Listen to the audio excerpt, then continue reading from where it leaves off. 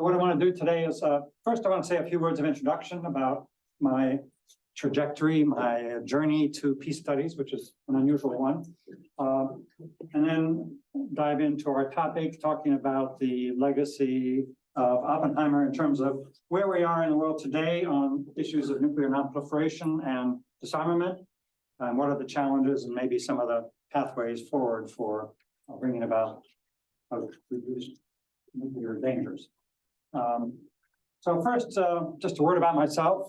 I'm new here at Cornell, and I've told this story a lot to my students and others at Notre Dame. But it comes about because students always would ask, well, what got you into peace studies? How did you become a peace professor? Actually, I view myself as a scholar, practitioner, activist, with the focus more on the scholarship side over the last few decades. But I have a long history of activism. And it began in an unusual way. I was drafted to fight in the Vietnam War. 1968, I graduated from university.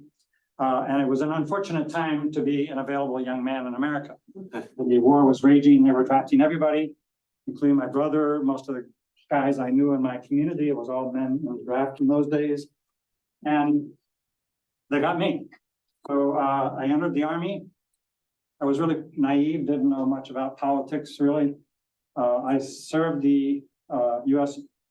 Army by playing in the Army band. That's how I defended the country, playing a trumpet. But I thought it would be an easy way to get through, avoid the infantry, and get on with my life. But then I began to learn what was actually going on in Vietnam. And I learned they actually have military bands in Vietnam. Doesn't make any sense, but that's a reality. But most importantly, I heard from guys coming back of the horror of the war, slaughter and massacre of so many civilians. And I went through a crisis of conscience. And I thought, what am I doing here? How did I get into this? What am I going to do? Anyway, a long process, an agonizing process for me personally. And I finally decided, well, I just have to speak out against the war. I don't care what they do to me. And I went to an anti-war demonstration. And I saw other soldiers who were opposed to the war. This is 68, 69. The anti-war movement is now emerging within the military. And so I joined that movement and I became an activist against the war inside the military at Fort Wadsworth in New York. It's part of the Fort Hamilton complex. And then at Fort Bliss, Texas. So my entry into the Army led me to be an activist, and that's a poster for which I posed in 1969. The Student Mobilization Committee produced that. If we recognize the artist, it was the great Richard Avedon, the great fashion portrait artist who was a great supporter of the anti-war movement, did a number of posters for free, and I posed for this one. And it's not really an image of me, it's the image of the thinking soldier, of the many soldiers and veterans who were speaking out against the war as the anti-war movement spread. So I spent all of my time there when I was in the Army. When I wasn't having to play my horn, I was trying to organize against the war. Of course, the Army cracked down on us and punished us. And then I filed a lawsuit. How's that for being crazy? 23 against the U.S. Army and federal district court in New York. And we actually won at the district level, although it was overturned at the appellate courts. And I really became committed to anti-war organizing and to working for peace. And I've stayed on that trajectory ever since. I was part of this anti-war movement. I'm not part of this demonstration, but that was one of the rallies. It was held in San Francisco in 68. For my PhD dissertation, I wrote a history of the soldiers' movement. And then it was published as this book. A lot of people say, well, it's really impressive that Howard Zinn is in the introduction, more impressive than me as the author of the book. But it's been a book that's continuing to sell, and it's relevant to a lot of service members even today. After my PhD, I went on to work in Washington, and I was the executive director of SANE, the Committee for a Sane Nuclear Policy, for about 10 years during the height of the nuclear freeze movement. And so I played a key role in helping to move that along. And then I later wrote a book about that, here, Peace Works, which is an analysis of the role of the anti-war movements, of the disarmament movements in the 1980s in helping to constrain and eventually roll back the nuclear buildup. And of course, Gorbachev's entry into international affairs and history played a key role in ending the Cold War, but so did the massive anti-weapons demonstrations, which you read about in the piece that I wrote, the chapter I wrote for the peace book. And that's been my analysis throughout, is to look at the ways in which citizen activism, public mobilization shapes the debate around weapons policy and around war and peace issues. When I give the talk on the 13th of November, that'll be the primary focus. Try to look at a more systematic overview of how peace movements influence policy, using the example of the freeze movement from the 1980s, as well as the more recent Iraq anti-war movement. And I did a book on that as well. And so for shameless self-promotion, I'll pass along some of the order cards there. Thank you. But I really want to focus here on our topic of the Oppenheimer film, the great movie that Christopher Nolan produced, Cillian Murphy playing the role of the great Oppenheimer.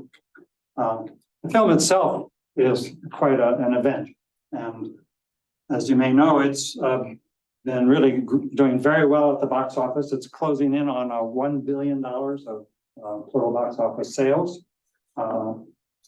And had 10 weeks or so of great sales here in the US, and then is doing very well internationally. So it's beat out many other films this year. It beat out Guardians of the Galaxy, third volume. And it's, I think likely to go over $1 billion, which is quite remarkable for a film that focuses a lot of its time talking about nuclear physics and the theory of nuclear weapons. But Oppenheimer, obviously, as the film portrays, was torn by this experience. The commitment to build the bomb was necessary in order to prevent the Nazis from developing the bomb, to deter potential bomb by the Nazis. But as it became clear that Germany was defeated militarily and it had not really developed a nuclear program, then they were faced with the option of using the bomb against Japan at a time when Japan was essentially already defeated militarily and actually was looking for a way to surrender. And the consensus of many historians and analysts is that there is a perception in American culture that the bomb ended the war, was necessary to end the war, but in fact, there were other ways in which that war could have ended at that time in 1945. But Oppenheimer and his colleagues, as I'll say more as we go along here, saw the danger of these weapons and the risk of proliferation, and tried to prevent the beginning of an arms race, which quickly took off in 45, 46, and years thereafter. But unfortunately, they were not heard by the political leadership, not sufficiently.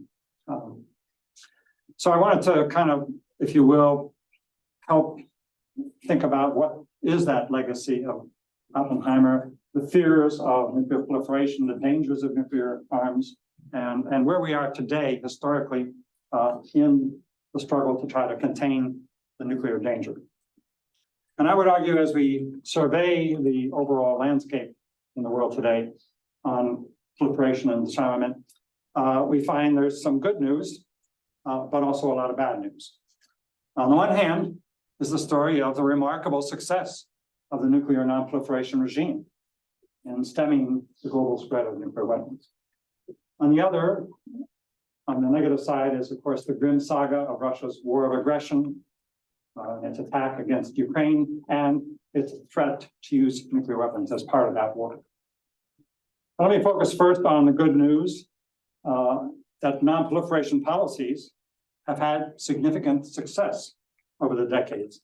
And since the dawn of the atomic age, many more states have given up nuclear weapons capabilities than have developed it. When President Kennedy came into office in '61, he warned that it was possible that 15 to 25 additional countries would develop the bomb over the following decades. Today, we have 9 countries with nuclear weapons, including the 5 original nuclear weapon states. And by contrast, about 24 states have given up such weapons or the programs that were developing them. And most of that has occurred since 1970 with the adoption of the Nuclear Nonproliferation Treaty, the NPT. So this surprising success, I think, can be attributed to the effectiveness of the nonproliferation regime. And at the heart of that regime is the International Atomic Energy Agency as part of the Nonproliferation Treaty. But there are also dozens of other additional agreements, protocols, institutions that have emerged over the decades in a global system to try to contain the weapons, the spread of weapons, and to strengthen verification, monitoring, and compliance. And today, together, these mechanisms have been able to prevent the spread of these weapons. Although, of course, there are still grave threats, and we can't ignore them.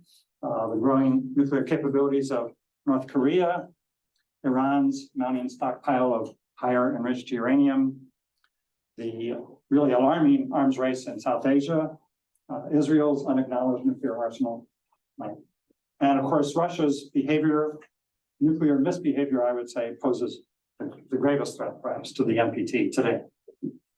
But it's still important, I think, to acknowledge the achievements of the nonproliferation regime and to try to understand why, what accounts for that success.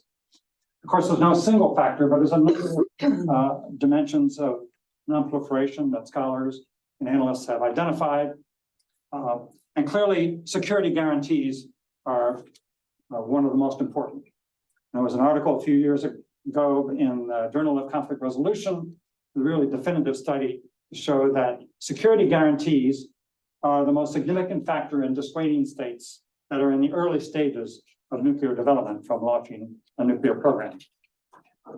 They're not a panacea, however. They need to be supplemented with positive incentives, reassurances, and also many scholars would say that there are domestic political dynamics and economic drivers of proliferation policy changes. And it's clear that more autocratic, autarkic regimes are more likely to have nuclear weapons, while democratic governments that are oriented toward market liberalization and global engagement are less likely to develop these weapons. I would argue that the history of nonproliferation teaches that nations can be persuaded to give up pursuit of the bomb when they see the potential benefits of a non-nuclear future. And these are domestic political choices that states must make for themselves. They cannot be imposed externally, although of course it's possible to influence the calculations. Positive incentives, I would argue, are more likely to be effective in this process than military pressures or negative sanctions. Coercive disarmament really worked only once in the exceptional and very costly case of Iraq in the 1990s, which was the result of war, massive bombing of its civilian infrastructure, and years of multilateral sanctions and the work of UN inspections. But in cases where coercive sanctions have been the only primary response, non-proliferation goals have not been achieved. We have no evidence that so-called maximum pressure methods actually work. This does not mean, though, that sanctions have no role to play. UN Security Council sanctions perform an important signaling function to uphold the non-proliferation norms. They raise the costs of proliferation. They can block imports of some weapons-related goods and generally attempt to constrain weapons capacity. Their greatest strength, though, arguably often comes, and perhaps ironically, as a form of leverage, as an inducement, where sanctions relief and the lifting of sanctions, the offer to lift sanctions, becomes a significant factor in motivating states to refrain from weapons development. We've seen this kind of bargaining diplomatic dynamic in a number of cases over the last few decades. The most prominent, of course, is the Iran nuclear deal, where very clearly you saw the offer of sanctions relief from the European Union, the US, and other states through the Security Council playing a key role in getting Tehran's agreement to accept disarmament and inspections. Now, I know, of course, that the Iran case is now considered a failure. But that was due solely to the rash, unjustified decisions of a delusional US president. But it's important to remember that the agreement was working. The IAEA verified in more than a dozen reports that Tehran was taking the steps that it had pledged to do for eliminating and restricting its nuclear capacities and allowing the most rigorous and intrusive verification system ever negotiated. All that's gone now, however. That's the price we pay for unhinged authoritarian leaders, sadly. Which brings us to the crimes of the Russian president and his regime and the bad news about nonproliferation, the very bad and alarming. We're in a moment of unprecedented nuclear peril. I think we recognize that. Russia has used the threat of nuclear weapons as a shield to pursue its brutal war of aggression in Ukraine. Fighting against people who are determined to resist, heroically fighting for their homeland, exercising the right of self-defense, which is recognized in international law and in moral teaching. But also now facing the threat of risk of nuclear weapons use.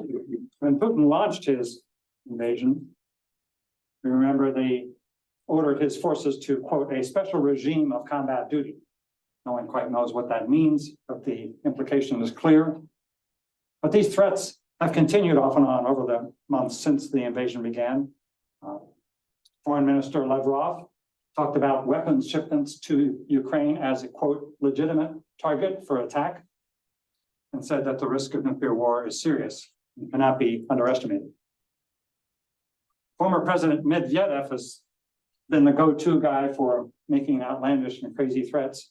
But he said that the nuclear danger hasn't decreased, it has grown. And every day when they provide Ukraine with foreign weapons, he said, brings the nuclear apocalypse closer. He even threatened to fire nuclear weapons at Germany because of its agreement with the International Criminal Court indictment of Putin. And we also have the threats at Zaporizhzhia, Europe's largest atomic station. The reactors are shut down now after the destruction of the Kakhovka Dam, but they still need power and cooling water, of course. And there's grave danger at the site. The Director General of the IAEA has repeatedly warned the Security Council about the dire consequences of a possible power supply interruption there. We're talking about a potential disaster to rival Chernobyl. Because of this, the Bulletin of Atomic Scientists has recently moved their venerable doomsday clock closer to midnight. It is now just 90 seconds to that fateful moment, the closest it's ever been. So far, intelligence agencies report no evidence of Russian nuclear forces being ready for launch. Thank goodness. But we can't be complacent. To dismiss Russia's threats as mere bluster would be dangerous, I think, and naive. They indicate, I think, deep anxiety and fear in the Kremlin as the costs and futility of their war become more evident and the certainty of their strategic defeat becomes inescapable. President Kennedy used the phrase, the nuclear sword of Damocles, and I would say that sword hangs over our heads even today. And in a way, we stand at the abyss of what mankind always feared in the nuclear age, a madman with a bomb. Except for now we have a despot in the Kremlin with thousands of bombs starting to use them. The disutility and horrors of nuclear weapons are starkly revealed. And we come back to Oppenheimer and we're reminded of the warnings that he and his fellow scientist colleagues issued at the time. And recall that when he witnessed that first explosion at the Trinity site in Alamogordo, New Mexico, he spoke these ominous words from the Hindu scripture, "I am become death, the destroyer of worlds." He described the H-bomb, the super bomb that was being developed even then, as an instrument of genocide. And he and his fellow Prometheans, as they were known for a while then, tried to dissuade countries from further developing the bomb. They worked within the scientist community. Leo Szilard and others were really leaders of an effort among the scientists, first to try to have the bomb exploded as a demonstration, not over the seas of Japan. And there was a petition circulated among the scientists. Oppenheimer did not sign that petition. There's a dramatic scene about that in the film. But he did agree that the bomb should be controlled and that it should not be allowed to be spread beyond the one use against Hiroshima and Nagasaki at the end of the war. And for a few months, at the end of 45 and early 46, there was some hope that the ideas that the scientists had developed in the Frank report, the Atchison-Lilienthal report, with Oppenheimer doing a lot of the writing and analysis in these reports, that their proposals might be accepted. And they said no more bombs should be built at Los Alamos. The US should go to the United Nations, the newly created United Nations, to develop an international process of control of atomic energy by nation states, and offer peaceful uses of atomic energy to all states that cooperate in not using weapons. And President Truman supported that for a little while, at least in a couple of his speeches. The very first resolution of the United Nations in January of 46 called for the creation of an international commission for the control of atomic energy and the elimination of any nuclear weapons in the world. At that time, there was maybe one or two more bombs still from what they had constructed at Los Alamos. Unfortunately, their words went unheeded and the arms race took off, and we have lived with those consequences ever since. Over the decades, of course, a system of arms control emerged, and we saw some progress for limiting, and then especially at the end of the Cold War, very significant strategic arms reduction. More than 80% of strategic weapons were eliminated. And we saw the negotiation of significant agreements that led to the end of the Cold War. All of that period was a significant advance for international security. And it was through a process of negotiation around nuclear weapons that the US and the Soviet Union were able to come to a process of more peaceful interaction. But unfortunately, over the last few years, as relations between the US and the Soviet Union have worsened, all of those agreements have basically either been discarded or are no longer functioning. The Intermediate Nuclear Forces Treaty, the Conventional Forces in Europe, Open Skies, ABM Treaty, they're all gone. The last of the agreements is New START, and it's barely hanging on by a thread. It's not really being enforced right now. On the other hand, it's not being violated. The inspection systems are no longer functioning right now, only barely. And all of this implies a real danger, and also with the horrors of the war in Ukraine. And I see the risks of the nuclear risks and the horrors of this war as inextricably intertwined. And I think they need to be resolved together. Agreements to resume nuclear arms reduction and restructure East-West relations need to be part of a diplomatic strategy for ending the war. Now, some consider the negotiations as a concession, but I think there's nothing to fear from diplomacy. and much to gain from the right strategy. And this war affects the security of the entire world, especially East-West security. And I think there needs to be a very broad international process in which states cooperate through the UN to negotiate and implement provisions for peace and to establish critically necessary security guarantees that will be required for the future. And negotiations have taken place on food exports and prisoner exchanges, but they need to take place on the fundamental process for trying to end this war. And expressing a willingness to negotiate does not mean abandoning the military strategy, not at first. The military track and the diplomatic track can proceed together for a time.